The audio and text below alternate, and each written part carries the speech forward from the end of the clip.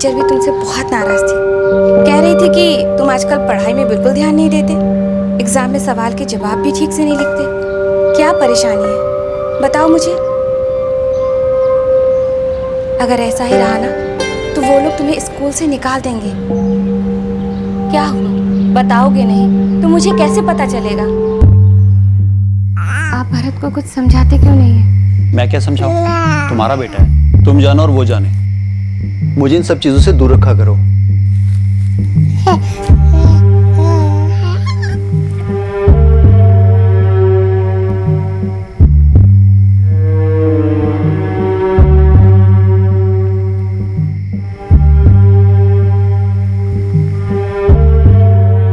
कभी कभी किसी अपने को खोने का गम इतना गहरा होता है कि वो किसी को नजर नहीं आता, उन्हें भी नहीं जो बहुत करीब होते हैं।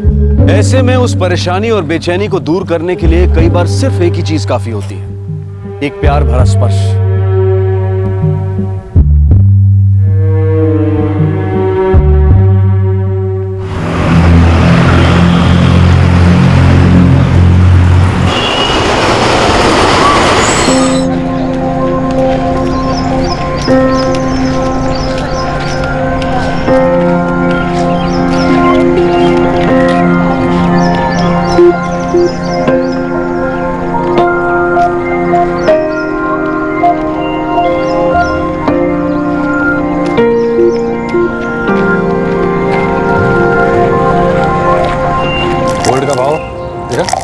आसमान छूने और मेरी बीवी को अपनी बहन की वेडिंग के लिए गोल्ड रिंग गिफ्ट देने की पड़ी। तो मैं कोशिश करता हूँ कि ज़्यादा खर्चा ना हो।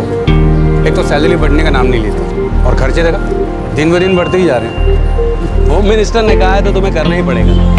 ठीक है लेकिन ये वो always remember wife is always right होती है, लेकिन क्या करें, खर्चे को लेकर मैं अक्सर परेशान हो जाता हूँ।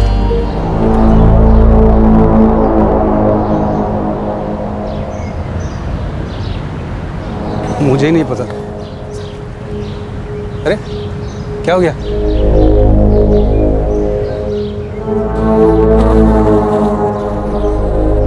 महेश उस लड़के को देख। छोड़ना यार, चल मम्मी के घर चलते हैं, ऑफिस लेट हो जाएंगे मालूम। चल। मुझे लगता है उसे भूख लगी है। अरे जाने दो ना यार, मुझे तो पूरा ड्रग एडिक्ट लग रहा है वो। चलो ना यार। अशोक, अशोक, तुम ठीक हो? क्या हुआ तुम्हें? ये चोट कैसे लगी? अशोक यार छोड़ो ना यार, क्यों मुसीबत में पड़ रहे हो? एक तुम्हारा नाम क्या है?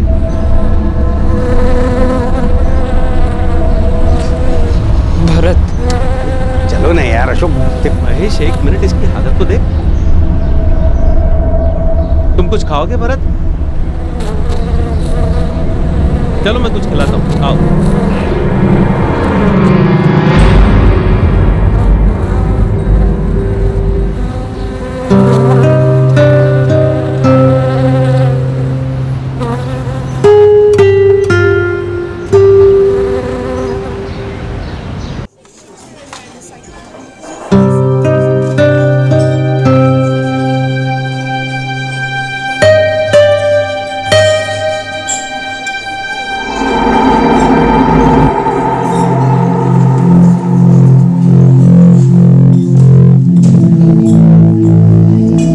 यार महेश, इसे चोट लगी है, मैं सोच रहा हूँ कि डॉक्टर को दिखा दूँ।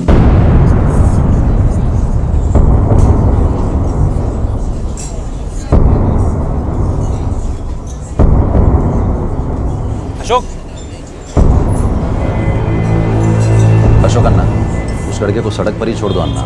कौन है क्या पता, बेकार के चक्करों में क्यों पड़ रहे हैं अन्ना? अरे ये तो यही वाली बात हो गई कि आ बैल मुझे मार। सुन, जाने दे उसे। ऐसे कैसे जाने दूँ? कैसे सड़क पे छोड़ दूँ? बीमार दिख रहा है, इसे चोट लगी है, डॉक्टर को तो दिखाना ही होगा ना। अन्ना, आपको लगता है आपकी मदद करने से कुछ होगा? अरे ये तो इनका रोज का काम है। बीमार लाचार दिखते हैं ताकि कोई मदद करे, पैसे दे और मुफ्त में खाना भी खिलाए, बस इनका दिखावा है। अरे ऐसे तो रोज यहाँ पर मेरे होटल के सामने आते हैं अन्ना। पता नहीं, इसको देखकर तो मुझे ऐसा नहीं लगता कि ये उन लोगों में से है। इसके कपड़े भी ठीक ठाक हैं। मुझे तो लगता है कि ये कोई मुसीबत में फंस गया है।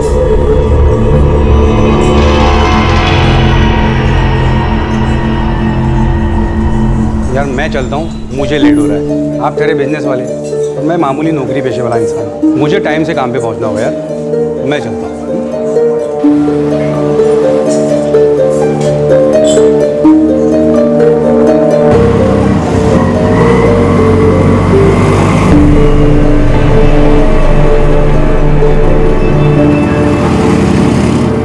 इसका नाम भरत है, इसे चोट लगी है। सर ये आपका रिलेटिव है? नहीं, मैं इसे नहीं जानता, ये मुझे रास्ते पर मिला, तो इसकी हालत देखकर मैं इसे इलाज के लिए लाया।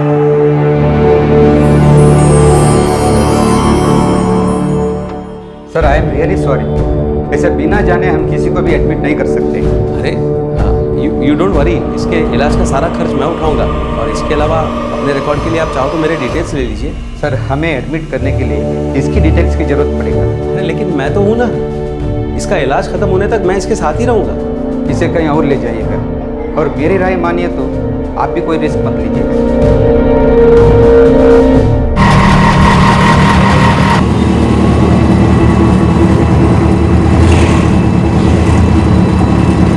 बात पैसों की नहीं है सर, लेकिन बिना किसी जानकारी के हमारे इसे एडमिट करना पॉसिबल नहीं है। आप ये समझने की कोशिश कीजिए कि ये बीमार है, इसे चोट लगी है और इसे इलाज की सख्त जरूरत है। मैं मानती हूँ, लेकिन हमारे भी तो कुछ रूल्स है ना सर। और फिर ऐसे केसेस में जनरली बहुत से कॉम्प्लिकेशंस हो सकते हैं जो हमारे लिए रिस्की हो सकता है। और फिर इसका नाम भरत है, ये इसने आपको बताया है ना, हो सकता है कि ये झूठ बोल रहा हो। मैडम आप इसकी कंडीशन तो देखिए, इसके जख्म और चेहरे की परेशानी से साफ पता चलता है कि ये झूठ तो नहीं बोल रहा है। आई एम सॉरी सर, लेकिन मैं आपकी कोई हेल्प नहीं कर सकती। Excuse me. मैं आपका कंसर्न समझ सकता हूँ, लेकिन मैं आपकी कोई मदद नहीं कर पाऊंगा। आप चाहे तो मैं कहीं पे भी साइन करने के लिए तैयार हूँ, जितना पैसा खर्च होगा मैं दूंगा। आप इस वक्त ये समझने की कोशिश कीजिए कि उस लड़के को इलाज की सख्त जरूरत है। I am a reputed property consultant, आप चाहो तो मेरे घर का एड्रेस ले सकते हो, या डिपॉजिट में जो पैसे लगेंगे आई एम रेडी टू पे। देखिए मिस्टर अशोक, आप उस लड़के को रास्ते से उठा कर लाए हैं। आई एम वेरी सॉरी, मैं उसे एडमिट नहीं कर पाऊंगा। आप किसी सरकारी अस्पताल में ट्राई कीजिए।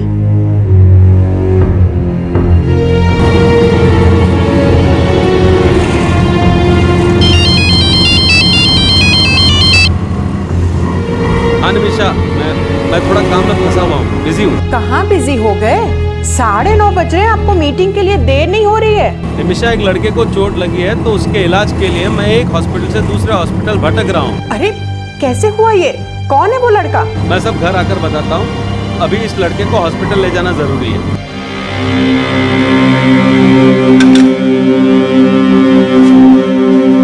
बाय दादी। बाय बेटा, बाय। Bye mummy. बाय बेटा।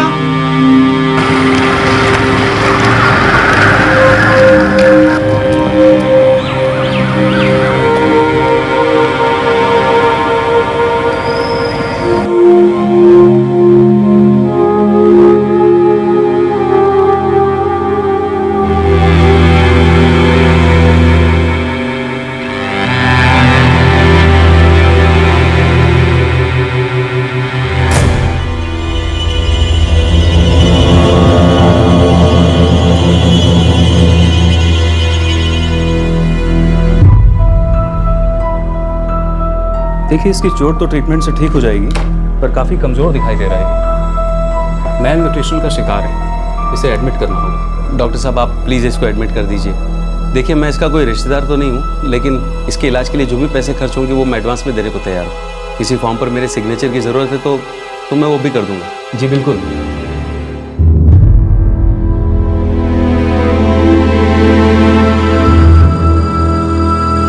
बेटा अब तुम आराम से सो जाओ, मैं शाम को तुमसे मिलने आता हूँ।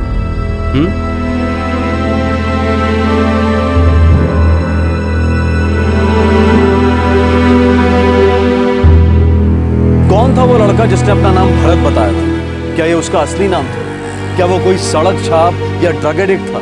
अशोक राव, जिनसे उस लड़के की हालत देखी नहीं गई, क्या वो उसकी मदद करके कोई गलती कर रहे थे?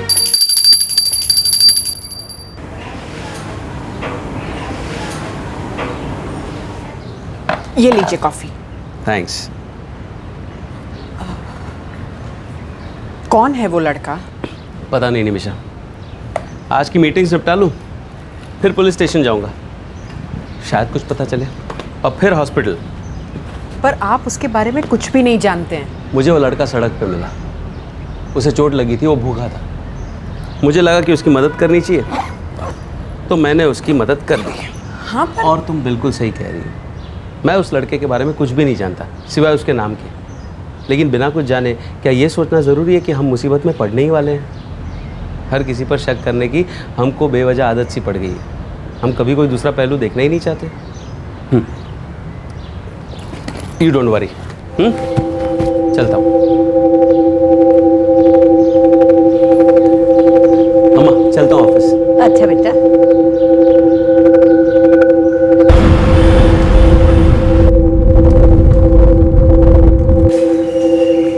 सर मैं एक प्रॉपर्टी कंसल्टेंट हूँ। आज सुबह बेउरनगर म्यूनिसिपल पार्क से मैं अपना योगा सेशन खत्म करके वापस घर जब जा रहा था, तब मेरी नज़र उस लड़के पर पड़ी। उसे देखते ही मुझे लगा कि वो मुसीबत में है, भूखा भी था। उसने कचरे के ढेर से कुछ खाने को निकाला भी था, लेकिन उसमें इतनी ताकत ही नहीं थी कि वो उस पैकेट को खोल सके। भरत, यही नाम बता रहे ना वो अपना? जी सर, मैंने उससे बात करके ये जानने की कोशिश भी की कि वो कौन है, कहाँ से आया है, लेकिन वो कुछ भी नहीं बता पा रहा है। वो तो अच्छे से बोल भी नहीं पा रहा है। ठीक है, हम हॉस्पिटल जाके उसके बारे में पता लगाने की कोशिश करते हैं।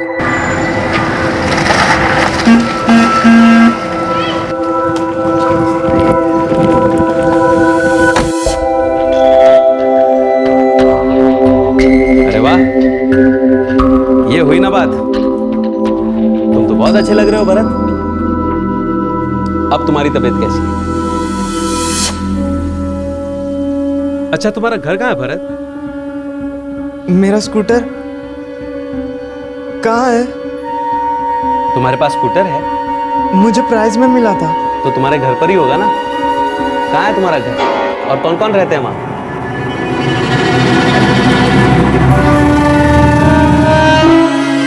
अच्छा, कोई बात नहीं भरत, हम बाद में बात करेंगे। अरे वैसे डॉक्टर साहब कह रहे थे कि 2 दिन में ठीक हो जाओगे, उसके बाद तुम्हारा घर, तुम्हारा स्कूटर ढूंढने के लिए हम साथ चलेंगे, ठीक है? वो ड्रग एडिक्ट नहीं है। उसे अपने बारे में कुछ भी याद नहीं है, कौन है, कहाँ से आया है, कुछ भी नहीं। सर, कोई बात तो है जिसकी वजह से वो बहुत परेशान है, और बार बार किसी स्कूटर के बारे में बोलता है। उसके अलावा उसे कुछ भी याद नहीं है। हो सकता है उसकी याददाश्त चली गई। आई गेस वो मेंटली स्टेबल नहीं, कुछ कॉम्प्लिकेशंस हैं, और मुझे लगता है कि उसकी वो चोट कहीं गिरने से लग गई है। आपको उसके बारे में कुछ और पता चले तो प्लीज़ हमें बताइए। आपको रास्ते में पड़ा मिला और आप उसे यहाँ ले आए? यस डॉक्टर, उसे उस हालत में वहाँ छोड़ना मुझे ठीक नहीं लगा। मैं समझ सकता हूँ, आप जो कर रहे हैं बहुत अच्छा काम है, लेकिन देखिए कुछ दिनों के बाद हमें भरत को हॉस्पिटल से डिस्चार्ज करना होगा। नो प्रॉब्लम डॉक्टर, उसके सारे बिल पेमेंट्स मैं कर दूंगा। और हाँ, रात को किसी को उसके साथ रुकना पड़ेगा। अगर वो कुछ बोलेगा ही नहीं तो किसी को उसके बारे में कैसे पता चलेगा? निमिषा, जब तक वो पूरी तरह से ठीक नहीं हो जाता तब तक हमें इंतज़ार तो करना पड़ेगा ना। पापा, डॉक्टर को लग रहा है कि उसे कोई मेंटल प्रॉब्लम है, तो हो सकता है कि उसने जो अपना नाम बताया भरत, वो भी ऐसे ही बोला होगा। पापा, कुछ और भी कहता है वो बार बार किसी स्कूटर के बारे में बात करता है। अम्मा दाल दूँ? नहीं पापा, क्यों ना हम उसकी फ़ोटो फ्रेंड स्क्वायर पर और हे मैसेंजर पर अपलोड कर दें? हो सकता है कोई जानने वाला मिल जाए। हाँ, ये ठीक रहेगा नहीं? पर आप किसी और को नहीं कह सकते कि वो उसके पास हॉस्पिटल में रात को रहे? निमिषा, किसी और को कहना अच्छा नहीं लगता। अब जब मैंने पूरी तरह से उसकी जिम्मेदारी उठाई है तो मैं ही चला जाता हूँ। पापा, मैं चला जाऊँ? ना बेटा, तुम्हारे एग्जाम्स आ रहे हैं ना, और मुझे वहाँ कोई तकलीफ नहीं होगी। तुम लोग टेंशन मत लो।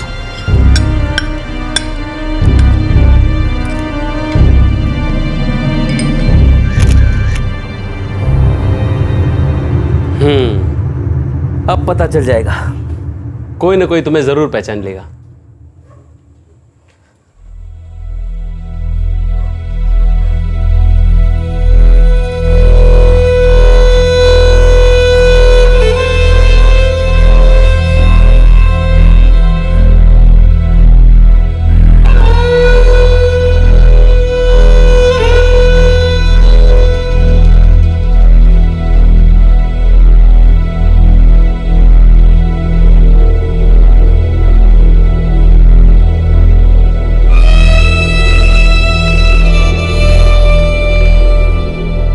ये लड़का अपना नाम भरत बता रहा है।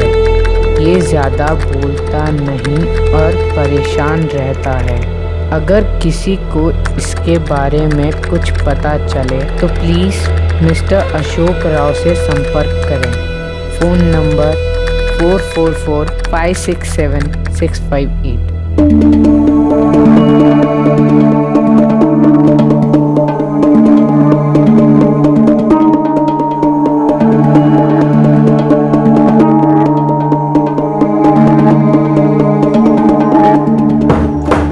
पापा, हाँ बेटा, पापा मैंने उसकी फोटो फ्रेंड स्क्वायर पर और हे मैसेंजर पर डाल दिए, अपने ग्रुप्स में भी शेयर कर दिए और आपको भी फॉरवर्ड कर दिए। आप भी अपने ग्रुप्स में शेयर कर देना। वेरी गुड बेटा। अपनी मम्मी से भी कहना कि वो भी अपने ग्रुप्स में शेयर कर ले। ठीक है पापा। Hello doctor. हेलो। अच्छा हुआ आप आ गए। क्या हुआ डॉक्टर? अरे उस लड़के ने यहाँ सभी को परेशान कर रखा है। कह रहा है कि उसे हॉस्पिटल का ड्रेस पसंद नहीं है। मैं देखता हूँ। देखो, अगर तुम ऐसे ही करते रहे तो तुम ठीक कैसे होगे और घर कैसे जाओगे? कैसे हो भरत? सब ठीक है? इसे ये ड्रेस नहीं पसंद आ रहा है, इसलिए सुबह से नाटक किए हुए। अभी तक दवाई तक नहीं खाई है इसने।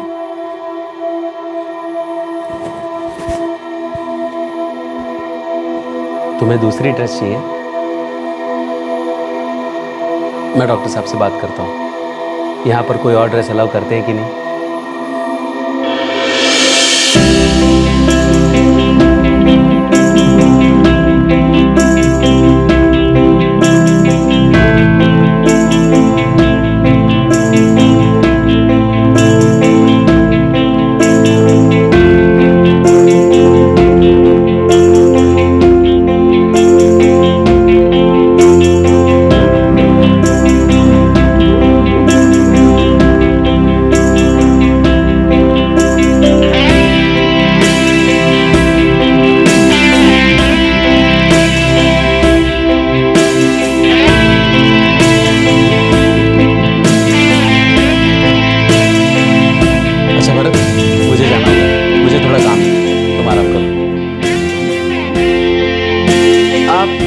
शाम को आएंगे ना?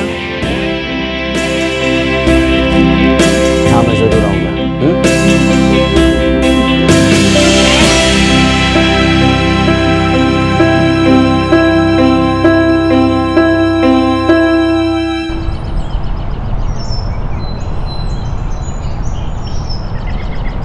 तुमने नेट पे तो फोटो डाल दी है ना उसकी, तो कुछ ज़्यादा पता चला कहाँ से है वो लड़का, क्या है? पता नहीं यार, अभी कुछ कह नहीं सकते। फ़ोटो अपलोड तो कर दी है, अब देखते हैं कब किसी पहचान वाले की नज़र उस पर पड़े। टाइम तो लगेगा ही। पता नहीं यार, मैं इस तरह किसी को यूँ सड़क से उठाकर ये सोच के उसकी देखरेख नहीं कर सकता कि शायद वो कहीं खो गया होगा। आई मीन जनरली सबको यही ख्याल आता है ना कि ऐसा करके फालतू में किसी झंझट में न पड़ जाए। डर लगता है यार। महेश, ऐसा नहीं है कि मुझे डर नहीं लगता, बिल्कुल लगता है। और तुम्हारी जगह पे तुम भी सही हो। पर पता है, जब भी कोई अच्छा काम करता है तो हम बड़े खुश होते हैं, उसकी तारीफ करते हैं। पर जब हमारी बारी आती है तो डर की वजह से हम अपना मुंह फेर लेते हैं। महेश, दरअसल अंदर से हम यही चाहते हैं कि अगर कोई अच्छा काम हो तो वो कोई दूसरा ही करे, हम खुद कुछ ना करें। फिजिकली वो बिल्कुल ठीक है, वो जा सकता है, लेकिन उसके मेंटल कंडीशन के लिए I am not sure. I think उसे काउंसलिंग की ज़रूरत होगी। वो मेंटली चैलेंज नहीं है, वो मेंटली थोड़ा अनस्टेबल है। तो क्या डॉक्टर उसकी काउंसलिंग यहाँ हो सकती है? कोई काउंसलर है? जी हाँ, मैं बात करता हूँ।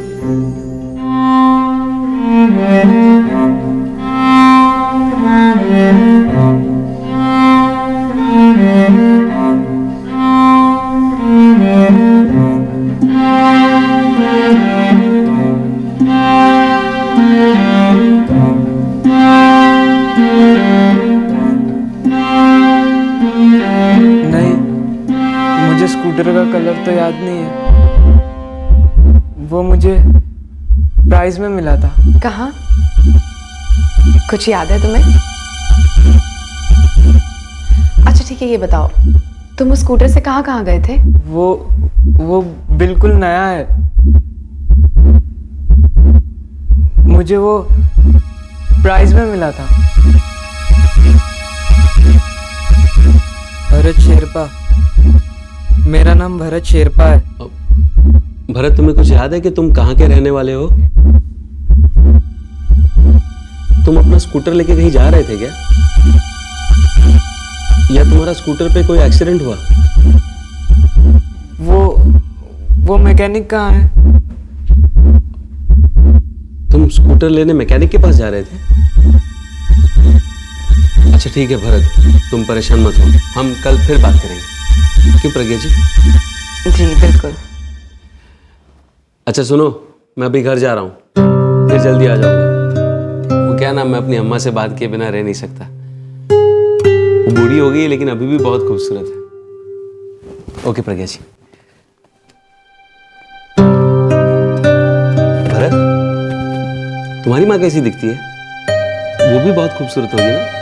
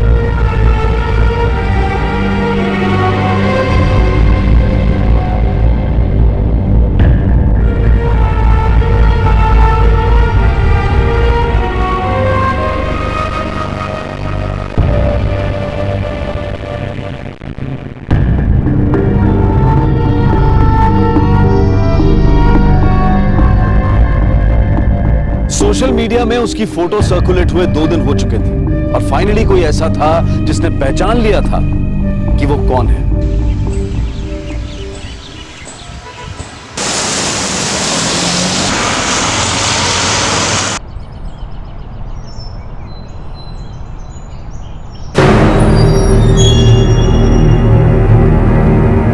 पंकज, ए पंकज, अरे उठ। सुबह सुबह क्यों परेशान कर रहे हो? अरे जल्दी उठ, ये देख तो क्या है। अरे ये तो भरत है ना? ये लड़का तो तेरी क्लास में पढ़ता था। हाँ भैया, ये तो भरत ही है। 2 साल पहले तक मेरे से स्कूल में ही था, फिर से कुछ मेंटल प्रॉब्लम हुई और इसने स्कूल छोड़ दिया। ये मिसिंग है, ये किसी को बेंगलुरु में मिला है।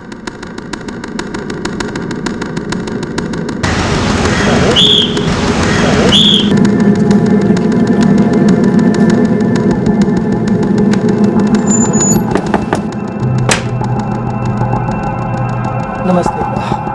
नमस्ते बेटा, बोलो। भरत कहाँ है? मैं उसका दोस्त हूँ, पंकज। बेटा वो तो कहीं खो गया है, 3 हफ्तों से उसका कोई पता नहीं। वो बेंगलुरु में है। ये देखिए।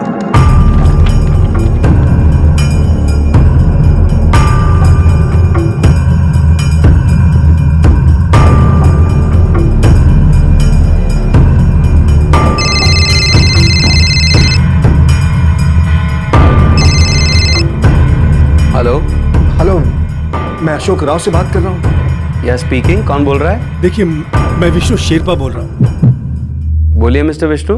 आपने भरत शेरपा की फोटो फ्रेंड्स स्क्वायर पे डाली थी। आप भरत को जानते हैं? वो मेरा भांजा है, मेरी बहन का बेटा। अच्छा, अभी कहाँ हैं आप लोग? देखिए, अभी तो मैं गैंगटॉक में हूँ अपनी बहन के साथ, लेकिन जितनी जल्दी हो सकेगा हम बेंगलुरु पहुंच जाएंगे। और हाँ, क्योंकि मैंने पुलिस स्टेशन में रिपोर्ट दर्ज कराई थी, तो आप आते वक्त कोई डॉक्यूमेंट या आईडी प्रूफ ले आइए जिससे पता चले कि आप भरत के रिश्तेदार हैं। आप मुझे अपने भांजे से मिलने के लिए प्रूफ लाने को कह रहे हैं? देखिए, वो मुझे जानता है, अपनी माँ को पहचानता है। आप सही कह रहे हैं, आई एम सॉरी, मैं आप पर शक नहीं कर रहा, लेकिन भरत को सही हाथों में सौंपना मेरी जिम्मेदारी है। जी, आप सही कह रहे हैं। आई एम सॉरी, मैं अपने साथ प्रूफ लेके आऊँ। आप जल्दी आ जाइए। हाँ, मैं टिकट्स करवा लेता हूँ, हमें जल्दी से जल्दी यहाँ से निकलना होगा। बेटा, क्या तुम विष्णु शेरपा को जानते हो? मामा,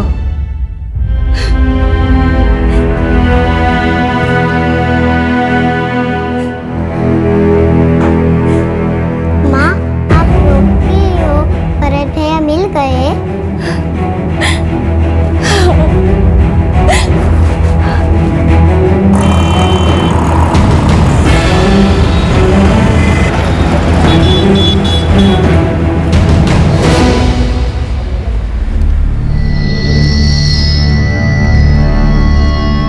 मैं बेंगलुरु में ही रहता हूँ, यही काम करता हूँ। भरत मेरे साथ ही रहता था जब वो खो गया था। कब? 27 फरवरी को।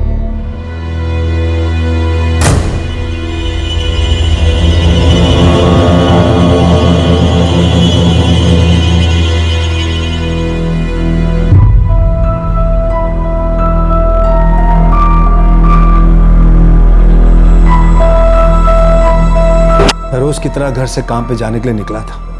भरत उस वक्त घर पे सो रहा था। वो घर में अकेला था? जी, मेरी पत्नी मेरी बेटी के घर गई। मेरी बेटी प्रेग्नेंट है तो उसकी देखभाल करने के लिए मैंने करीब 12 बजे अपने ऑफिस से घर फोन किया था भरत से बात करने के लिए।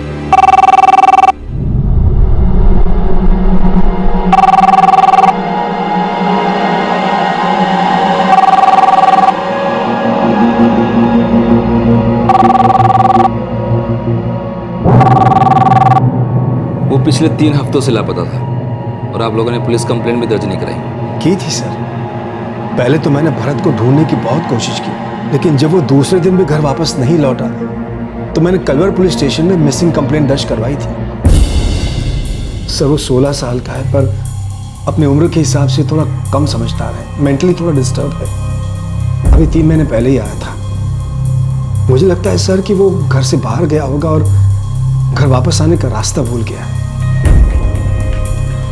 आपने बताया कि भरत की माँ कहीं गैंगटॉक में रहती है। जी। तो ये भी तो हो सकता है कि भरत को अपनी माँ की बहुत याद आ रही हो, वो अपनी माँ से मिलने गया हो या फिर मिलने की कोशिश कर रहा हो। मुझे नहीं लगता कि भरत वहां जाने की कोशिश करेगा। उसे तो वहां जाने का रास्ता भी नहीं मालूम। दरअसल मैं उसे यहाँ काउंसलिंग करने के लिए ले आया था।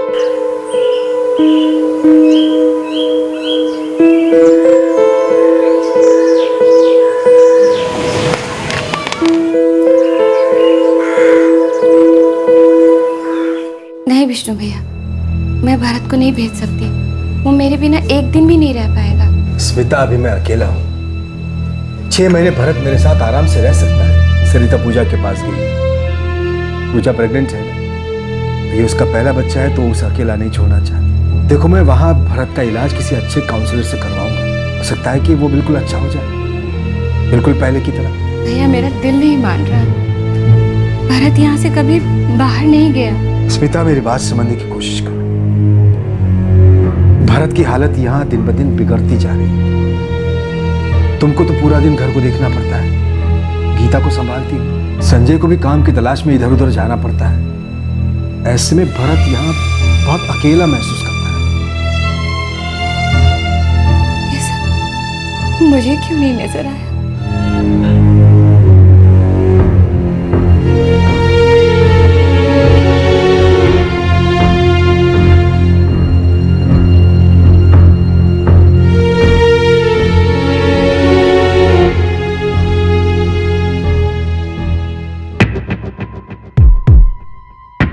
मैं समझ ही नहीं सकी कि भरत अंदर ही अंदर घुट रहा था।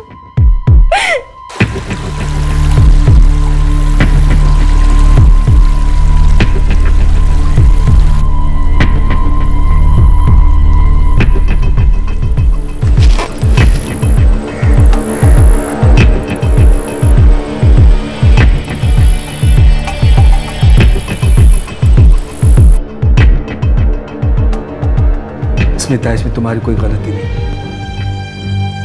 जब भरत के पिता चल बसे तो तुम्हारी उम्र भी कोई ज्यादा नहीं थी। मैंने दूसरी शादी इसलिए की कि हम दोनों को सहारा मिल जाए, भरत को एक पिता का साथ मिल जाए। इसीलिए तो कह रहा हूं कि मुझे भरत को यहां से ले जाने दो, ये उसके लिए अच्छा रहेगा। देखो स्मिता, इस वक्त भरत को एक ऐसे इंसान की जरूरत है जो उसका ख्याल एक पिता की तरह रख सके।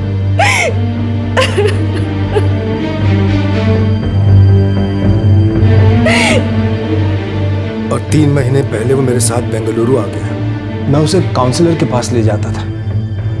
मैं चाहता था कि वो बोले, वो अपने हर दिल की बात हमें बताए, हर वो बात जिसकी वजह से वो इतना परेशान रहता है।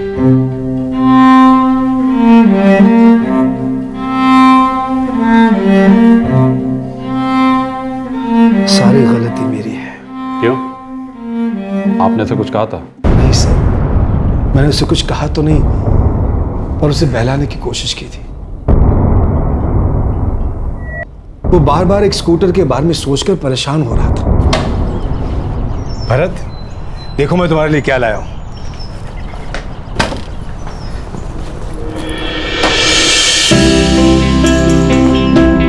कैसा है?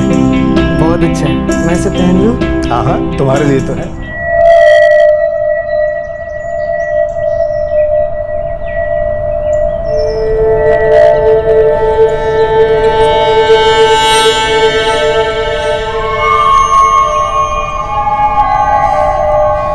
भरत बेटा, ऐसे क्या देख रहे हो? मामा, मेरा स्कूटर कहाँ है? तुम्हारा स्कूटर? कौन सा स्कूटर? मामा, मेरा स्कूटर जो यहाँ खड़ा था, मेरा नया स्कूटर। तुम्हारा नया स्कूटर? हाँ मामा, मेरा नया स्कूटर, वो जो मुझे प्राइज में मिला था, यहीं तो खड़ा था, लेकिन अब यहाँ नहीं है। कहाँ गया?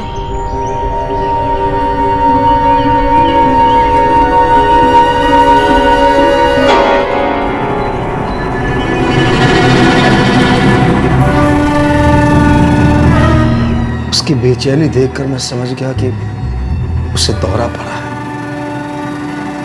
उसके मन में वो स्कूटर बैठ गया था सर। उसे ऐसा लगता था कि वो स्कूटर उसे प्राइज में मिला है।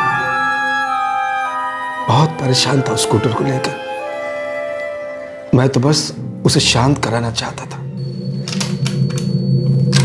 भरत, कहां जा रहे हो बेटा?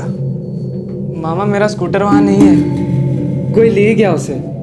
कोई तुम्हारा स्कूटर लेकर नहीं गया है। तो फिर मेरा स्कूटर कहाँ है? मैं बताता हूं। भरत, अब तुम कपड़े बदल के सो जाओ। वहां कोई स्कूटर नहीं था। था मामा, मेरा स्कूटर मुझे प्राइज में मिला था, वहीं था। ठीक है बेटा, हम सुबह तुम्हारा स्कूटर ढूंढने को चलेंगे। अभी तुम कपड़े बदल के सो जाओ। नहीं, मैं कपड़े नहीं बदलूंगा, ये मुझे अच्छे लग रहे हैं। ठीक है, तुम इन्हीं कपड़ों में सो जाओ। मामा, मेरा स्कूटर बाहर था। शांत हो जा बेटा, तेरा स्कूटर वहीं था, मैंने उसे हटाया है। कहाँ ले गए आप उसे? वो बिल्कुल नया है। बेटा, मैंने उसका कलर बदलने को दिया है। तुम्हें ब्लू कलर पसंद है ना? बस मैंने मैकेनिक को दिया है तुम्हारा स्कूटर, ताकि वो उसे ब्लू पेंट कर दे। सो जा, सो जा। वो मैकेनिक कहाँ है? यही पास में है। वो मेरा स्कूटर वापस कब देगा? बहुत जल्दी देगा बेटा, आराम से। बहुत जल्द मैं तुम्हें मैकेनिक के पास ले जाऊंगा तुम्हारा स्कूटर दिखाने के। सोचो, सब मेरी गलती थी। मैंने आसपास के सारे मैकेनिक, सब ऑटो रिपेयर वालों की दुकान में पूछा। मुझे लगता है कि वो अपने ख्याली स्कूटर को ढूंढने गया होगा। मैंने ये बात अपनी बहन को भी अब तक नहीं बताई, उसकी माँ को। भरत की फोटोग्राफ हम आसपास के सभी पुलिस स्टेशन में भिजवाएंगे और कोशिश करेंगे कि जल्द से जल्द उसे ढूंढ सकें। जैसे ही स्मिता को यह बात पता चली, ये बहुत घबरा गई, इसकी हालत खराब हो गई, इसलिए मुझे इसके पास सिक्किम जाना पड़ा। देखिए भरत 16 साल का है, माइनर है अभी, इसलिए हमें इस केस की रिपोर्ट चाइल्ड केयर कमेटी को करनी पड़ेगी और अब ये केस कलवर थाने में ट्रांसफर हो जाएगा। मिस्टर अशोक राव ने आपके बेटे का ख्याल बिल्कुल अपने बच्चे जैसा रखा है।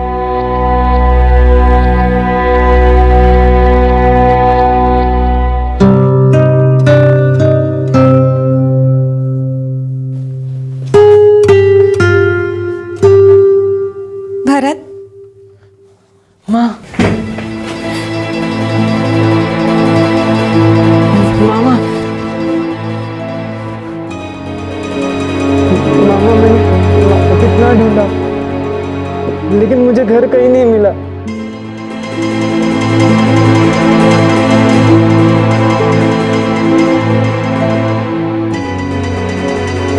मैंने स्कूटर भी बहुत ढूंढा, मैकेनिक के वहां भी ढूंढा, हर जगह ढूंढा, लेकिन कहीं नहीं मिला मामा। चलो अच्छा है, फाइनली तुम्हारी स्कूटर की कहानी मुझे पता चली गई। अशोक जी, समझ में नहीं आता कि आपका एहसान कैसे चुकाऊंगा। अरे रे, ऐसा मत कहिए, मैंने कोई एहसान नहीं किया। मैं तो बहुत खुश हूँ कि आपको भरत मिल गया और भरत को उसका परिवार। सुनो भरत, अब तुम अपने मामा जी के साथ जाओगे, उन्हीं के साथ रहोगे। वो कह रहे थे कि तुम कोई क्लासेस जाते हो और वहाँ तुम ठीक भी हो रहे थे, बिल्कुल वैसे ही क्लासेस ना जैसे प्रज्ञा जी तुम्हें याद देती है। अपना ख्याल रखना बेटा। लेकिन आप आओगे ना मेरे साथ? हाँ बेटा, मैं आऊंगा, मैं तुमसे मिलने जरूर आऊंगा।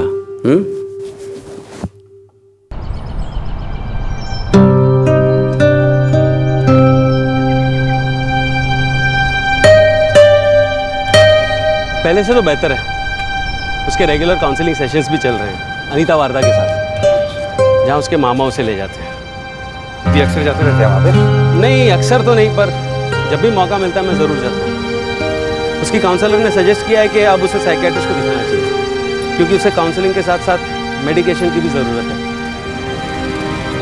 बहुत अच्छा लड़का है उमेश, पता है जब वो बहुत छोटा था ना, तब उसके फादर की डेथ हो गई। तब तो वो बिल्कुल ठीक था, लेकिन अचानक फादर की डेथ के सदमे की वजह से बिल्कुल टूट गया। उसका मेंटल बैलेंस ही बिगड़ गया। शायद अपने फादर को याद करके या फादर फिगर की कमी की वजह से वो अपने आप को बहुत अकेला महसूस करने लगा। अंदर ही अंदर घुटता रहा, पर किसी को कुछ पता नहीं चला।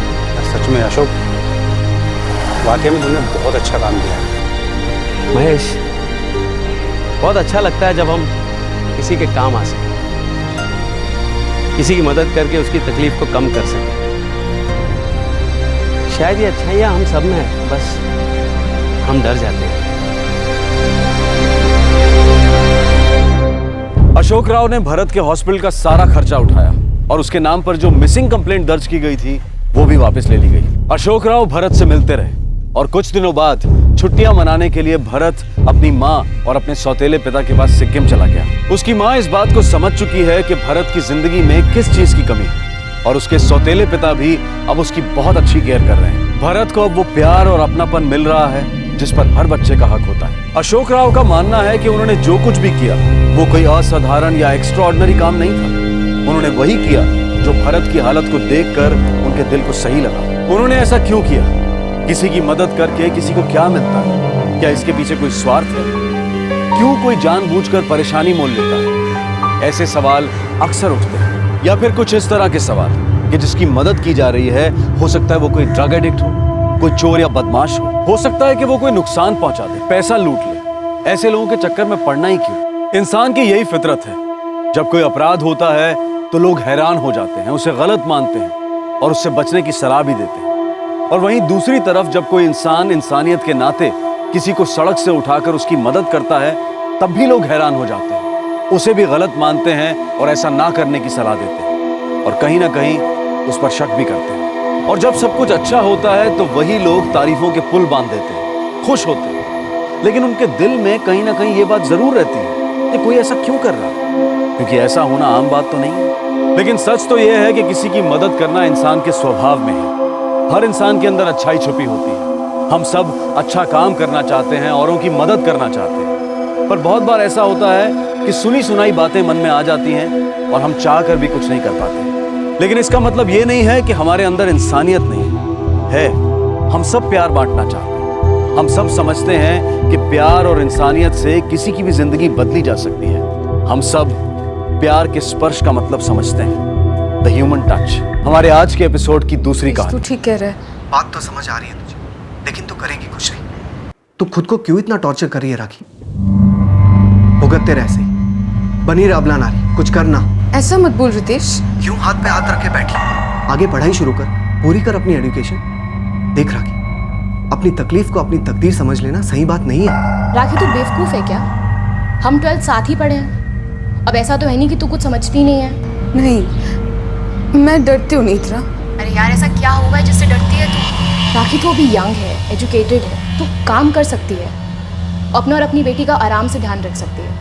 डरना तुझे खुद पे ये तरस खाने वाली गंदी आदत से चाहिए। कब तक घर में दुखिया बनी घुसी रहेगी तू? बाहर निकल, खुली हवा में।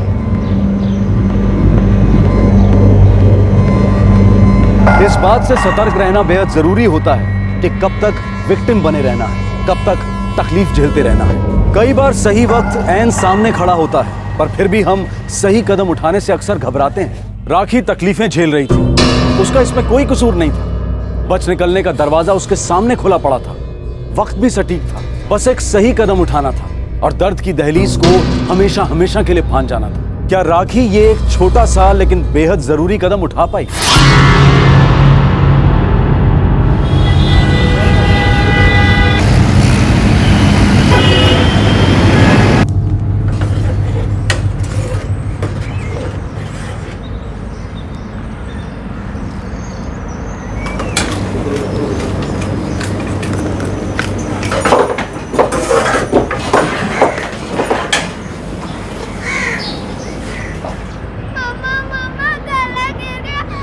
राखी जरा जाके देख क्यों बावड़ी हो रही है रुचि।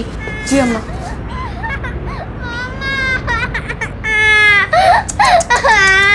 क्या करती है रुचि? उठ यहाँ से, उठ पहले। अच्छा ठीक है, तू जा पहले बाथरूम जाके हाथ मुंह धो के आ और कपड़ों में मत लगाना रंग।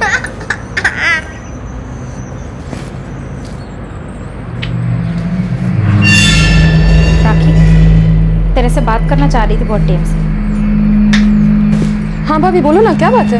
देख राखी, पानी नाक के ऊपर गुजर गया है, तो बोल जगत को कोई काम धंधा करे, पैसा वैसा कमावे। पूरे घर का बोझ इन पे और पापा जी पे, पर से तू रुचि जगत भी सबके सब काम के न काज के 100 मन अनाज के। तेरे जेठ जी कब तक उठावेंगे जगत भैया की जिम्मेवारी?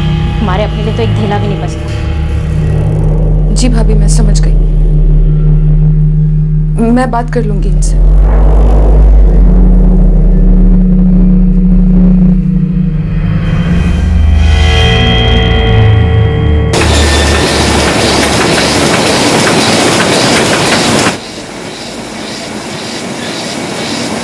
आप कोई चिंता की बात नहीं है, आज नहीं कोई काम करें। 3 दिन हो गए महाराज, यही बोल रहे हो आप? तू लाट साहब नहीं लग रहा तो तेरे वास्ते काम रोक के रखो, कान पे रख लो तो दर्शन दुर्लभ हो जाए और फिर अचानक आ जाए काम दो काम दो। अरे झाड़ी का काम है, टाइम पे आना जरूरी है। तेरे जैसे हजारों आवे काम के वास्ते।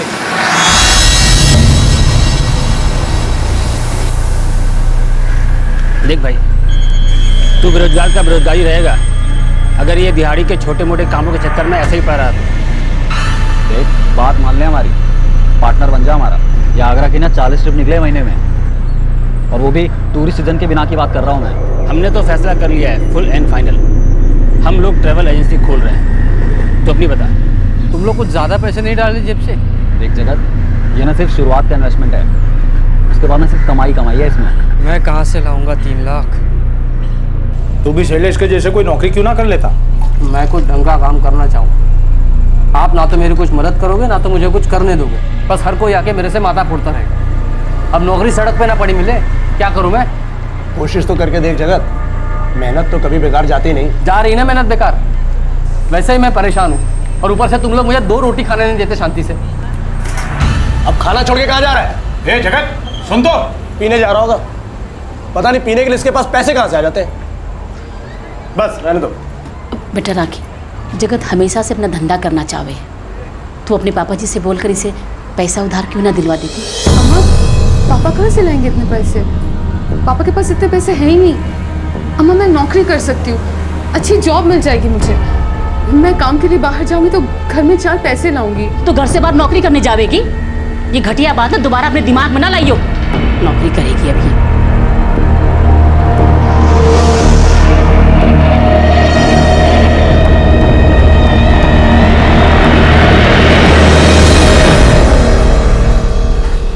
अब तू कोई खिटपिट ना शुरू कर दियो, मेरा दिमाग पहले ही ठिकाने ना है।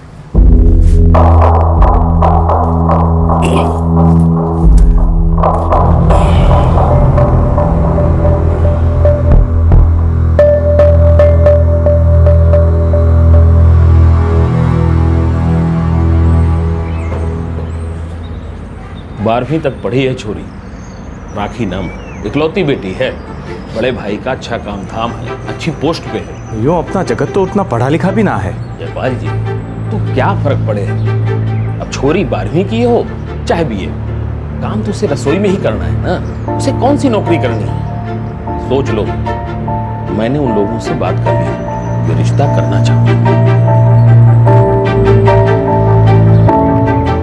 मुझे तो लगे है कि जगत का ब्याह हो जाएगा तो वो सुधर जाएगा। बात तो सही है, मिल लेते हैं बाबूजी एक बार।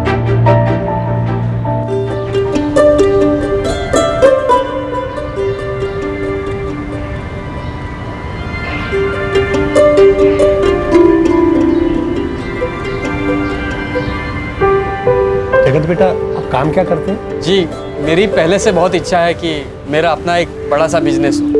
जी, अभी तो ये इधर उधर काम करता रहता है, लेकिन बड़ा ही मेहनती बालक है हमारा। ये तो बचपन से एक अलग सा सैलेश साड़ी की दुकान में काम करता है, पक्का काम है इसका। जगत, आपको नहीं लगता कि घर बसाने से पहले कोई पक्का काम होना चाहिए? नहीं मतलब मैं आपकी बिजनेस की बातों को समझ रहा हूँ, लेकिन बिजनेस शुरू करने के लिए पैसे भी तो चाहिए। बात तो तुम्हारी सही है बेटा, लेकिन कहते हैं ना, ब्याह होते ही जिम्मेदारी समझ आ जाती है। क्यों नामदेव जी, सही कहा ना मैंने?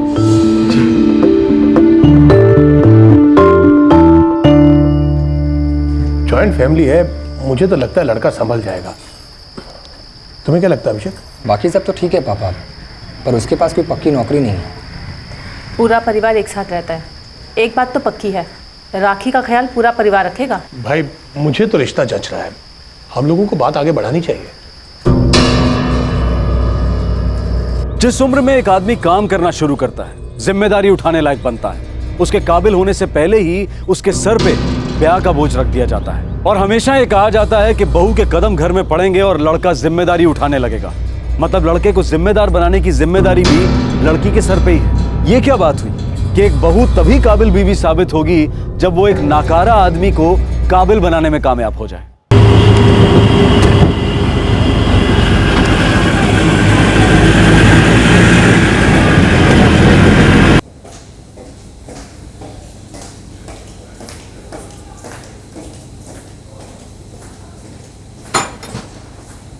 हाय राखी।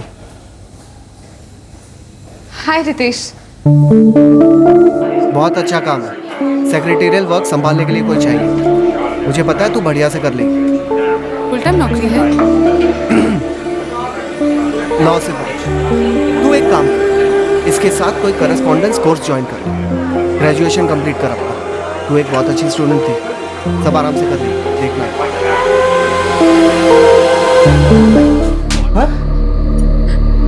लेकिन प्रॉब्लम क्या है मेरे काम करने में जगत? 2 पैसे घर में आएंगे ही ना। रुचि की पढ़ाई का खर्चा निकलेगा। संध्या भाभी के ताने बार बार नहीं सुनने पड़ेंगे। तुम तो कुछ कमाते हो नहीं, घर खर्च में एक ढीला नहीं देते।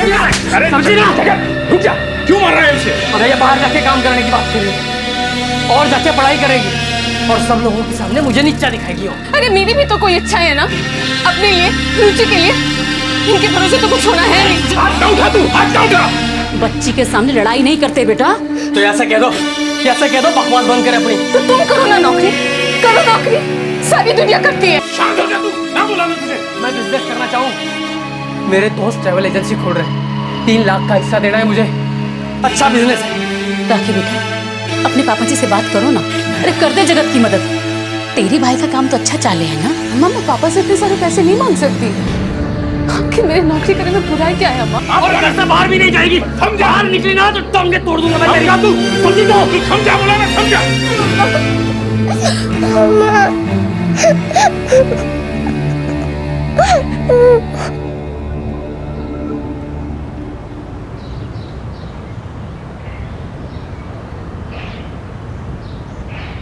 टिफिन पूरा खत्म करना और स्कूल में कोई शैतानी मत करना, तुम समझ गई?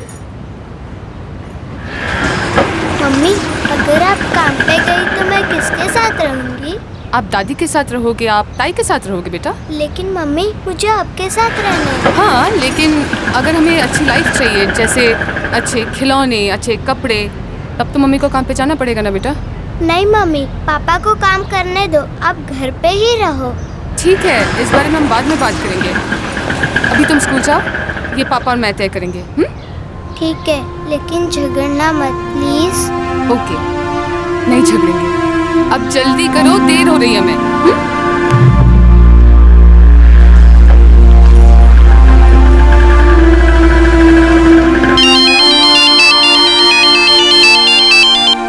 हाँ रितेश बोल। हेलो राखी, अच्छा सुन, कल मेरे फ्रेंड ने 11 बजे तुझे इंटरव्यू के लिए बुलाया। जॉब पक्का है? नहीं रितेश, मैं नहीं जा सकती। पागल है क्या तू? अरे मेरा फ्रेंड है यार वो। एक तो तेरा काम करा दिया और अब तू मना कर रही है। अब मैं तुझे क्या समझाऊं रितेश? जगत भी ना, मैं नौकरी नहीं कर सकती रितेश, बस इतना कह रही हूँ। जेल सारी जिंदगी, शहीद हो जा। अगर तू ही अपने लिए नहीं लड़ सकती तो कोई और क्या कर सकता है तेरा। All the best, good bye. Ritesh, hello hello Ritesh.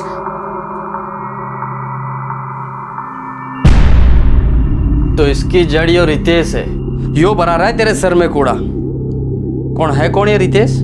अरे बोल ना। मेरा स्कूल फ्रेंड है।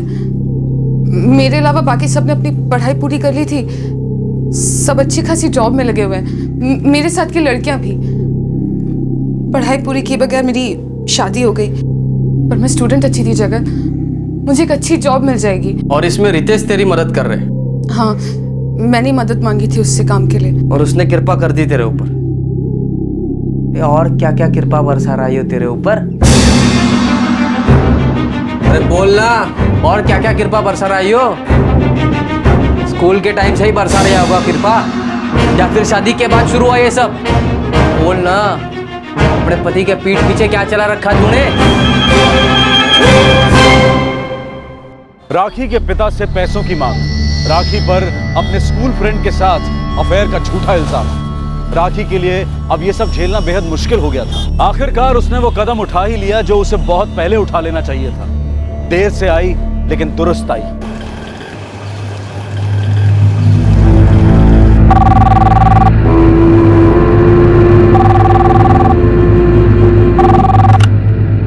हेलो हेलो पापा। अरे राखी बेटा, बेटा कैसी है तू? और रुचि का क्या हाल है? पापा हम ठीक नहीं है। क्या हुआ बेटा? जगत रोज मारता है मुझे, टॉर्चर करता है। अम्मा बाबूजी कहते हैं कि घर से 3 लाख रुपए मंगवाओ ताकि जगत कोई अपना बिजनेस शुरू कर सके, और इधर मैं नौकरी करना चाहती हूँ तो मुझे नौकरी करने नहीं देते। 5 साल से नरक हो गई पापा, अब और सहन नहीं होता। मैं रुचि को इन हालात में नहीं रख सकती। बेटा तू है कहाँ अभी? बाहर हूँ, रुचि को ड्रॉप करने आई थी। घर से बात नहीं कर सकती थी। देख बेटा, तू अभी घर जा, रुचि को वापस स्कूल से आने दे। बस आज अपने आप को संभाल ले, कल मैं आऊंगा। क्या हुआ? राखी ठीक तो है ना? नहीं।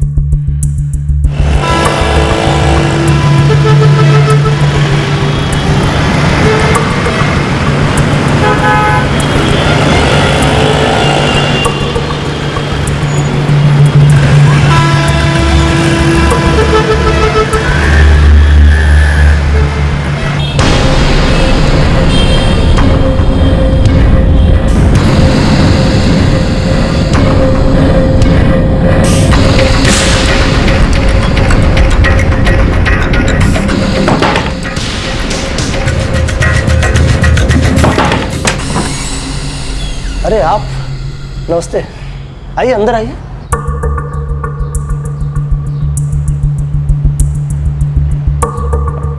नामदेव जी, आप यहाँ अचानक? वैसे अच्छा लगा आप आए, लेकिन जयपाल जी, अचानक आना ही पड़ा। आपके यहाँ जो कुछ चल रहा है वो सब सुनकर हमें अचानक आना ही पड़ा। क्या? मैं कुछ समझा नहीं। देखिए जी, ये क्या का कोई मतलब नहीं है। सब कुछ तो जानते हैं आप लोग। राखी को हर रोज आपका बेटा मारता पीटता है, परेशान करता है, मायके से पैसे लाने के लिए बोलता है। पता नहीं है आप लोग? आप भी तो शामिल हैं। जगत का है? जगत तो काम पे गया होगा जी। भला बेरोजगार आदमी कौन से काम पे गया भाई? शादी से पहले आपने कहा था कि जगत कोई नौकरी कर लेगा। शादी को 5 साल बीत चुके हैं, नौकरी तो दूर। उसने मेरी बहन को मारना पीटना शुरू कर दिया पैसों के लिए। यार मांग ना रही अपने बाप से, लेकिन मैं भी ऐसी मदद कर दूंगा, मैं बाप से छीन के ले आएगी पैसे। भाई साहब, अब आप ही बताओ, जगत कोई पैसा अपने लिए थोड़ी ना मांग रहा है। मदद है नामदेव जी, अगर आप करो तो बच्चों का ही भला हो जाएगा। अगर बिजनेस चला, पैसे धेले कमाए, तो इसमें फायदा रुचि और राखी का ही है ना। अब सुख तो राखी को ही मिलेगा ना। वाह समधन जी वाह, आपने बहुत अच्छे तरीके से बात को परोसा है। मतलब मेरी बेटी को सुख पाने के लिए यहाँ रोज पिटना होगा? और जगत की हिम्मत कैसी हुई मेरी बहन पे हाथ उठाने की? देखिए, हमने यहाँ अपनी बहन को छोड़ा था, कोई बकरी बांध कर नहीं गए थे। हमारी बहन संस्कारी है, पर चलनी का इल्जाम लगाते हुए शर्म नहीं आई आपके बेटे को?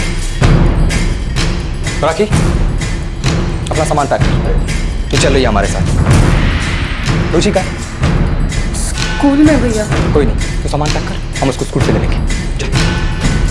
देखिए, आप ऐसा मत कीजिए, हम लोग आपस में मामला सुलझा लेंगे ना। मामला सुलझाना होता तो पहले ही सुलझा लेते। मेरी बेटी यहाँ तकलीफ पाने के लिए नहीं है। अब जगत ने थोड़ी मदद मांगी तो पहाड़ थोड़ी ना गिर गया। वो अपने रिश्तेदारों से मदद नहीं मांगेगा तो किससे मांगेगा भाई साहब, आप बताइए। अरे तो मदद मांगने का ये कौन सा तरीका है? देखिए, हमारी बहन कोई दुधारू गाय नहीं है, बेटा आपका आवारा है। देखो, वो कोई आवारा नहीं है, बस थोड़ा अलग है। तो अलग ही रखिए ना उसे। हमारी बेटी हमने मार खाने के लिए नहीं लाई थी यहाँ पर। आप उसे ऐसे नहीं ले जा सकते, इस घर की बहू है वो।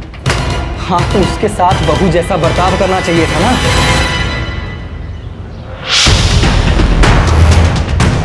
ला, दे। चलो पापा।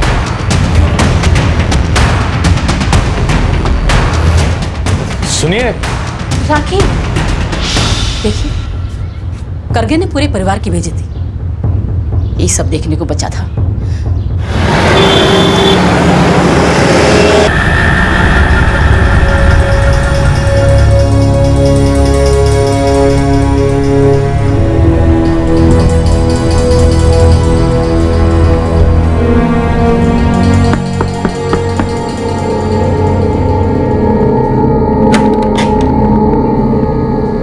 मिल गई फुर्सत घरान की? कुछ करने की कोशिश कर रहा हूँ, घर बैठ के भी क्या करूँ, तुम लोग ही बकबक सुनो।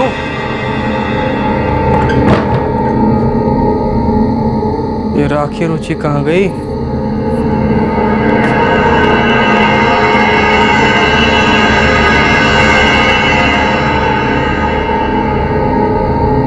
राखी रुचि कहाँ है? उसके बाप और भाई आए थे, शिकायत की है राखी ने, ले गए वो उसे अपने साथ। और तुम लोगों ने ले जाने दिया? तो और क्या कर दे, 4 खरी खोटी सुना के गए वो लोग। तू अपने बीवी बच्चों का ख्याल नहीं रखता, हम उनका ख्याल नहीं रखते। निकम्मा तू है और बेइज्जती हम सब की होती है। तो ऐसा क्या गलत कर दिया मैंने? बस धंधा शुरू करने वास्ते उनसे पैसे मांगे बस। पर नहीं, उसे तो काम करने बाहर जाना था ना, नाक कटानी थी मेरी। अपने स्कूल के दोस्त के साथ चक्कर चला रखा था उसने, गुलछरे उड़ा रही होगी वो। मुझे तो पहले से ही शक था ये रुचि मेरी बेटी ना है। देख, नाक तो तेरी कटी गई, ऊपर से 4 लोगों के सामने हमारा सर नीचा हो गया। कि ले कैसे गए वो लोग, और तुम लोगों ने जाने कैसे दिया? अरे मेरी औरत है वो, मुझसे ब्याह हुआ उसका। ये जिंदगी का फैसला मेरा है, मेरा।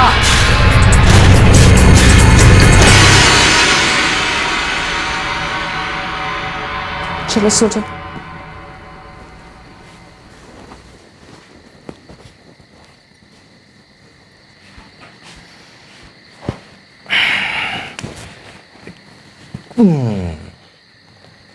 राखी तू क्या चाहती है बोल? आगे स्टडी करना चाहती है, जॉब करना चाहती है? जो तेरी मर्जी में आए तू कर। अब तुझे चिंता करने की कोई ज़रूरत नहीं है, हम सब हैं तेरे लिए। अब तेरी सारी तकलीफ़ें ख़त्म। भैया मैं जॉब करना चाहती हूँ और आगे की study. Good.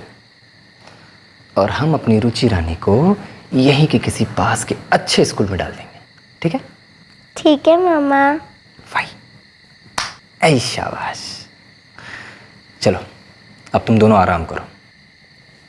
Good night. Good night.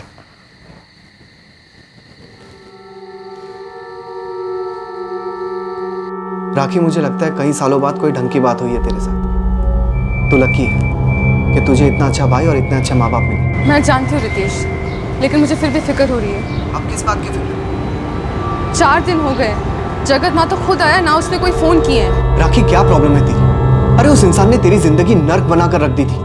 तू वहां से निकलना चाहती थी, अब निकल गई। आगे बढ़, जिंदगी अच्छे से जीने की कोशिश कर। रितेश मुझे रुचि की चिंता है। बेवकूफ है तू। बस तो काम कर और आगे पढ़ाई कर। और रुचि जानती है कि जो भी तू कर रही है उसी की भलाई के लिए कर रही है। अरे अभी तो सांस लेने लायक खुली हवा में आई है तू, जी भर के जी। मैं अपने फ्रेंड से दोबारा बात करता हूँ, फिर कॉल करूंगा तुझे। मैं अपना काम सही करता हूँ, ये क्या बकवास कर रहे हो आप? ओए जगत, लुगाई नहीं मैं तेरी, आवाज नीचे रख। चौबे बोला तूने चढ़ा रखी थी जब मैंने काम पे भेजा तुझे। तुझे क्या लगा तेरे बाप की फैक्ट्री है? बाप को बीच में ना लाओ। तो तू भी काम पे आना बंद कर दे, हमें ना जरूरत तेरे जैसा नकारा लोगों की। अरे बाहर में जा साढ़े, अकेले तेरे गेल काम ना है। अरे जा जा, दोबारा ना दिखियो मेरे धोरे। हाँ नहीं दिखूंगा। अरे जा। साढ़े कितने फोन किए बे, उठाता क्यों नहीं? अरे काम चालू हो गया अपना। सूरज पहली पार्टी लेके बनारस गया। तो मुझे भी साथ में ले लो, मैं भी ले जाऊंगा टूरिस्टों को। ऐसा नहीं होता, पैसा तो हम दोनों का लगा ना। तो मुझे कम हिस्सा दे देना, और क्या। इतना कहाँ होता है, बैंक से लोन लिया है, EMI भरना पड़ता है। तुझसे कहा था ना पैसे लेके आ, पार्टनर बन जा। यार मेरा ससुराल कंगाल निकला, पहले से ही दिन खराब चल रहा, अब तो बीवी को भी वापस ले गए। तू कौन सा साधु संत है? कोई काम ढंग से नहीं होता है? एक बीवी नहीं संभाली जाती जैसे। ओए जवान संभाल, दोस्त का मतलब भी हो ना, कुछ भी बोल देगा। चल चल ठीक है, ज़्यादा बात मत कर, समझा? पहले कुछ काम ढूंढे फिर बात करना, और फ़ोन करके तंग करना बंद कर।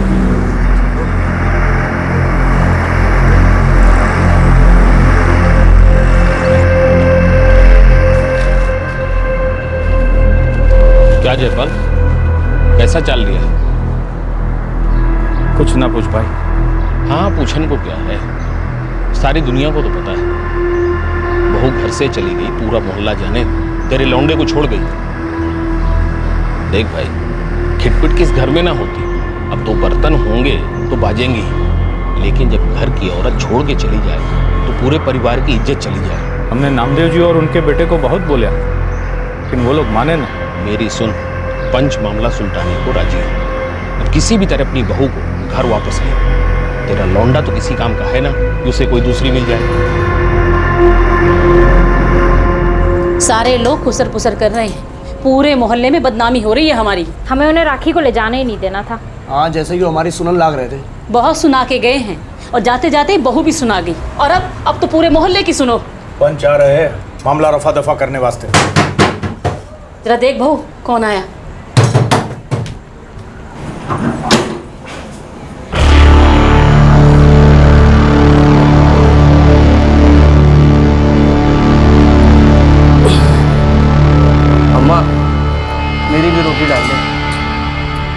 खा ले ठूस के। एक बस तू ही जी रहा है सुकून से।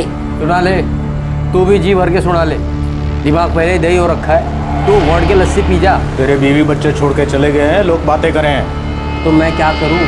जाने दो उसे, सच दस के काम के वास्ते बाहर। तब लोग बातें ना करेंगे यो कैसा मर्द है, जोरू की कमाई खावे। तो उसे लाने की सोच रहे हैं, रामदेव जी से बात करेंगे इस बारे में। हाँ ले आओ वापस, छापड़ मार के थोबड़ा तोड़ दूंगा उसका। किसी के पास जाके शिकायत करने लायक ना बचेगी वो। तुम दोनों की बात आगे से तुम दोनों के बीच में रहनी चाहिए। उसने अपने घर फोन करके तेरे बारे में शिकायत कर ली, कुछ तो शर्म कर। करतूतें उसकी खराब, शर्म मैं करूँ। परसों हम लोग जा रहे हैं उनके घर, तू भी चलेगा हमारे साथ। काली कूद गई है, वो राखी को वापस लाने से ही तुलेगी।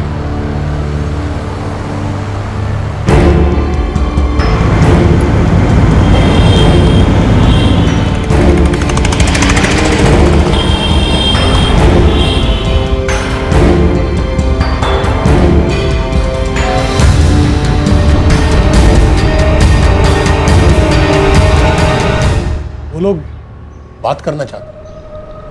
बात करने को बचा ही क्या है पापा? मालूम नहीं। राखी यहाँ खुश तो है, पर उसका असली घर तो वही है ना। मुझे लगता है राखी को कुछ अंदर से अच्छा सा नहीं लगता है। जब से वो आई है ना तो जगत ने एक भी फ़ोन किया और ना ही मिलने आया। दिक्कत क्या है उसे माँ? अच्छा चलो ठीक है, मैं बात करता हूँ राखी से। राखी,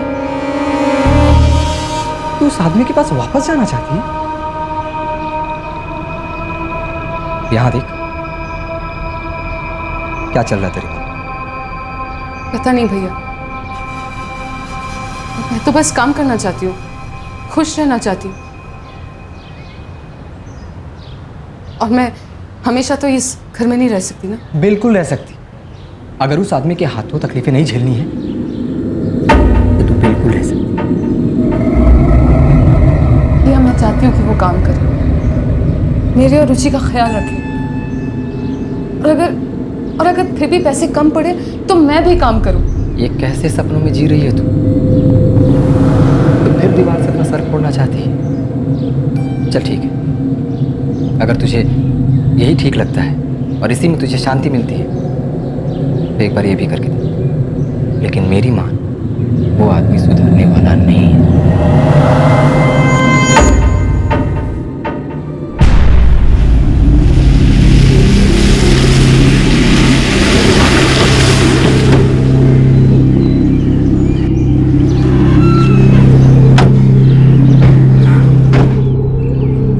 रामदेव जी, आपने जो कदम उठाया है शायद वो जरूरी थी, लेकिन जयपाल जी के परिवार को लगता है बात इतनी आगे ना बढ़नी चाहिए। अब थोड़ी बहुत खटपट इस घर में न होती। ये कोई थोड़ी बहुत खटपट नहीं थी। ये मेरी बेटी पर रोज हाथ उठाता था, उस पर बेहुदा इल्जाम लगाता था। ये नामदेव जी, आगे का जिम्मा मैं लेता हूँ।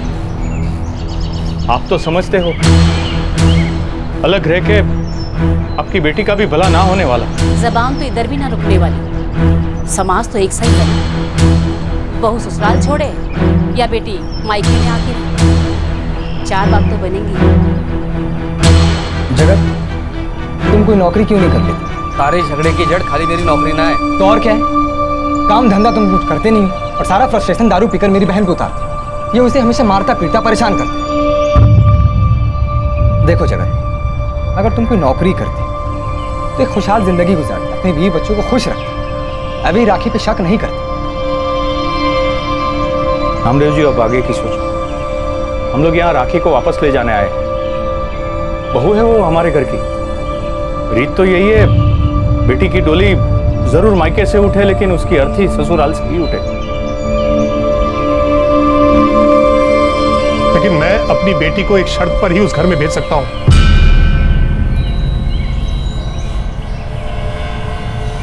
अगर आप पंचों के सामने अपने हाथ से मुझे ये लिख कर दें कि मेरी बेटी के साथ कोई दुर्व्यवहार नहीं होगा, ये मेरी बेटी पर हाथ नहीं उठाएगा। हाँ, और ये भी लिखिए कि जगत कोई नौकरी करेगा, पैसे कमाएगा और बीवी बच्चों की जिम्मेदारी उठाएगा। आपको ये सब मंजूर है तो हम बात आगे करेंगे।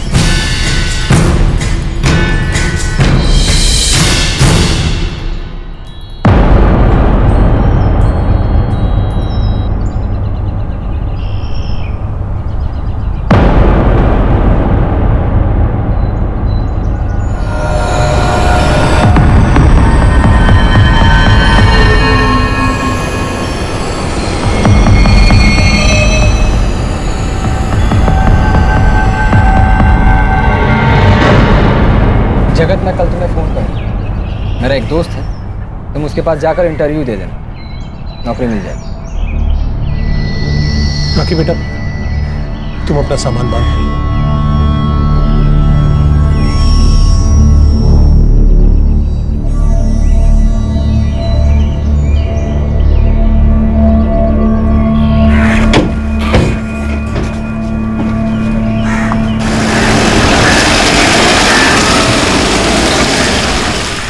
क्या हो गया राखी को? उसने एक बार जो गलती की उसे ठीक करने की बजाय वो वही गलती दोबारा कर रही है। जो इस हालत में वही बेहतर जाने। आई गेस जब आपकी शादी हो जाती है, बच्चे हो जाते हैं, उनसे छूटना बहुत मुश्किल हो जाता है, ये भले कितनी तकलीफ क्यों ना हो। पता नहीं लोगों को विक्टिम बन के क्यों मजा, जबकि बच निकलने का रास्ता सामने दिख रहा है। अब मैं और क्या करूं अभिषेक? जगत ने फ़ोन नहीं किया तुझे? नहीं यार, फोन तो नहीं आया मुझे उसका, बल्कि तेरी बहन का हस्बैंड है ये सोच के मैंने उसे फोन कर लिया था। कहता है कि जब उसे जरूरत होगी तब खुद आ जाएगा और तुम्हें मेरे लिए परेशान होने की कोई जरूरत नहीं है। सॉरी यार कुलदीप। कोई गल नहीं यार, आई कैन अंडरस्टैंड।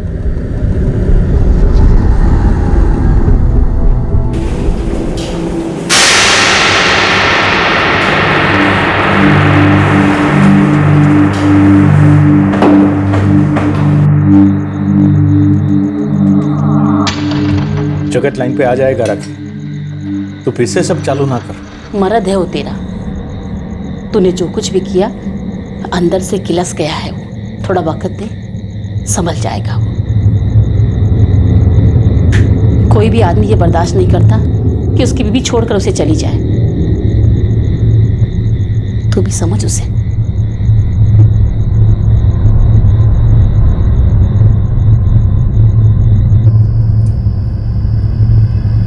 एक हफ्ता गुजर गया पापा, वो आदमी काम के लिए गया ही नहीं। मुझे तो समझ में नहीं आता कि हम लोगों ने ये सोच कैसे लिया था कि ये लड़का हमारी राखी के लिए ठीक रहेगा। हमने राखी और रुचि को दोबारा भेजकर दूसरी गलती कर दी है पापा। क्या करते बेटा? राखी अपने घर वापस जाना चाहती थी, हम उसे जबरदस्ती तो नहीं रोक सकते थे ना।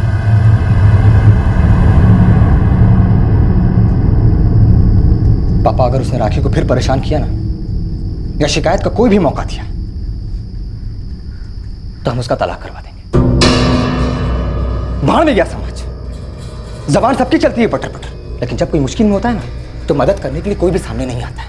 ये जो समाज का बिजनेस है ना पापा, हमें सबसे ज्यादा उससे सतर्क रहने की जरूरत है। अभिषेक बेटा, इतना गुस्सा मत कर, जिंदगी ऐसे ही है।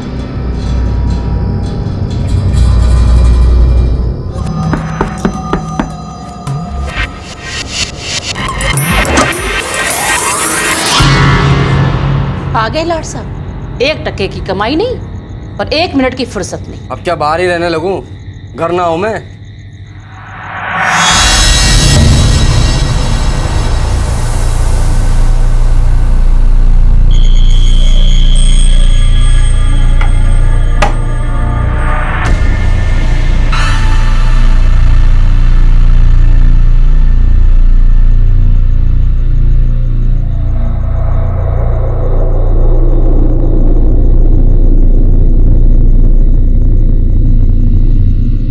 सच्ची सच्ची बोल, तेरे दोस्त के साथ तेरा रिश्ता सिर्फ बातों का ना था, शरीर का भी था। क्या नाम है उसका? रितेश। फिर से बकवास चालू कर दी आते। रुचि मेरी बेटी है या उसकी?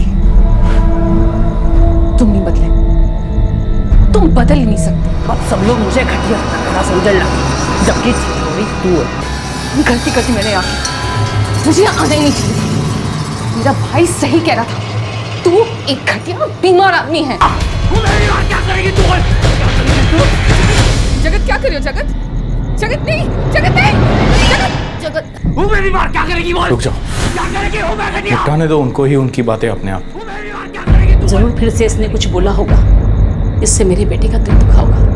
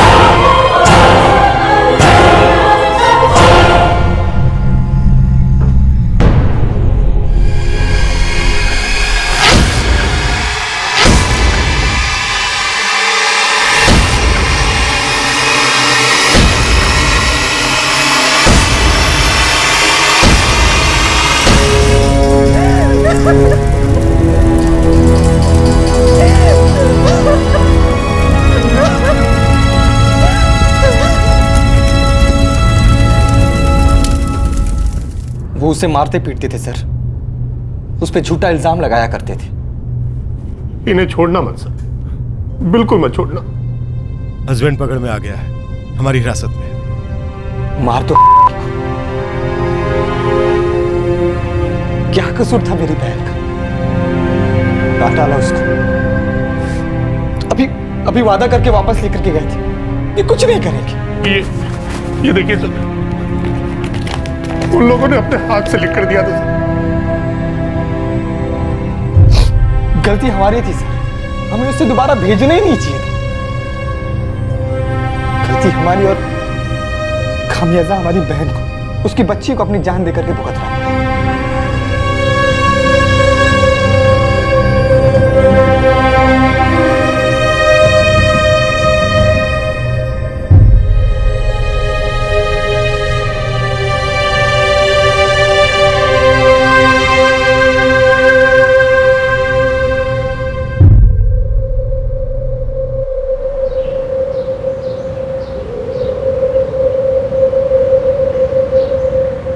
लोगों की ज़बानें भी चलने लगी। हमें तो ये गलत रिश्ता करना ही ना था।